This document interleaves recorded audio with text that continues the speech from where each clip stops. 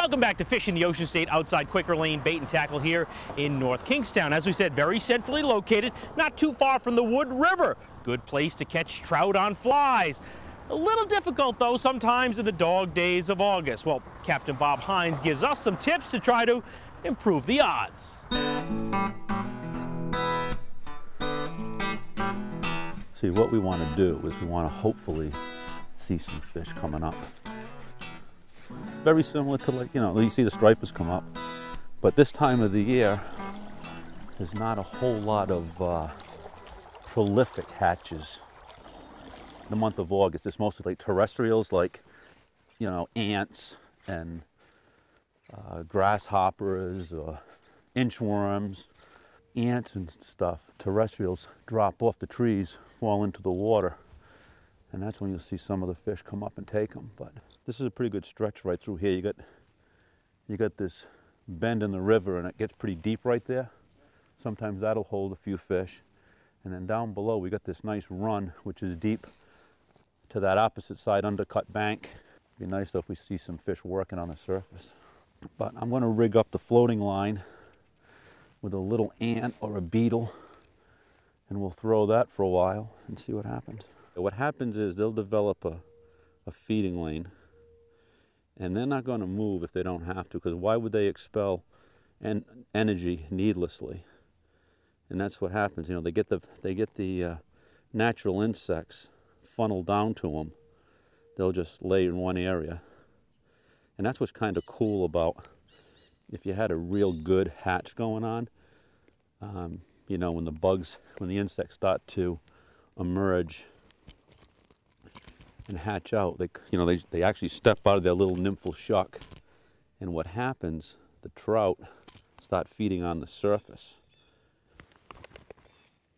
And then when that happens, it gets pretty exciting, because now you can see many fish coming up, and you can actually look in the water and see exactly what flies they're feeding on. You can see that it's very small, just a little tiny, unassuming little midge. I'll put a little bit of dry fly floating on there to keep it up on the top. Now the whole trick is to be able to see the fly, which I can see it right there floating. And you want to be able to make sure you can cast it out there without getting yourself in the trees.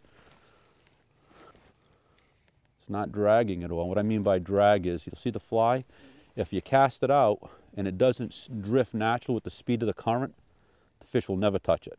Now we just got to get them to eat, figure out what they're eating.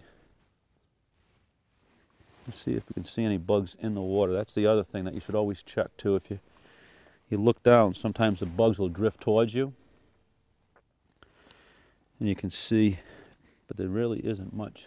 Not many bugs, but a good water level for August. The water did come up with all the rain. It's a beautiful river though. I love this place. The state does a pretty good job of stocking the Wood River. Plus it's Trout Unlimited does a lot of float stocking. So they usually get some good fish. You get some fish up to 20 inches, which is a good sized trout for this state. And the thing is, there's brown trout and rainbows and brookies. So they put all 3 different species of trout in here. So you never know what you're going to catch. And a fly guy needs to adapt to the fresh water if he's been fishing salt water all season. Yeah, well, you have to realize that everything is a lot more sensitive. The tippet material or your leader is, I'm only using 2-pound test. Obviously out in the salt we're using 20. But this is much more peaceful, I think, as you'll attest to. It's not as much work. It's a little bit more challenging, especially the month of August when you don't have a whole lot going on. Sometimes too, you got to just move a couple of feet either way to get the fly in a little bit different swing on them. Or in the afternoon, if it gets a little bit breezy, it blows some of the bugs off the branches and off the trees. Here, fishy, fishy. But even talking sweet didn't produce a bite. We're gonna move upriver. I'm not happy here. I mean, I'm happy, but I'm not overly enthused with the amount of fish I'm seeing. So we'll go upriver a little bit, do a little bit of prospecting. You didn't think that this was going to be, this is like walking through the jungles of Belize. You know, you understand what I mean about hatches, and what that is when the insects mature into adults and they come out of the mud and they start to ascend to the surface. And then what happens is the adult flies stay on the water for a few seconds drying their wings before they fly away. And that's when the trout really start feeding on them, because they're not so much trapped, but the trout has a good time to look at, long time to look at them and come up and feed on them. The problem with the month of August is those prolific hatches that you would have in April, May, and June are pretty much over until we get into the month of September.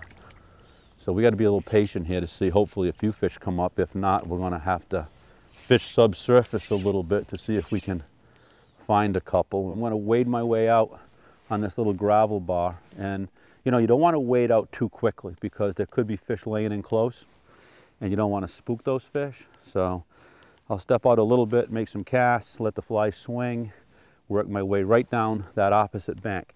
If I start seeing fish come up onto the surface, then we'll switch right over to the floating line and see if we can pick up some fish that way. Lots of flexibility needed in this stagnant, hatch-free time of the year.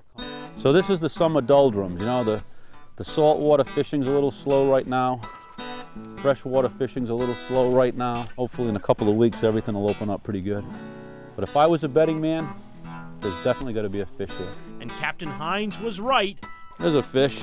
Still to come, right here on Fishing the Ocean State.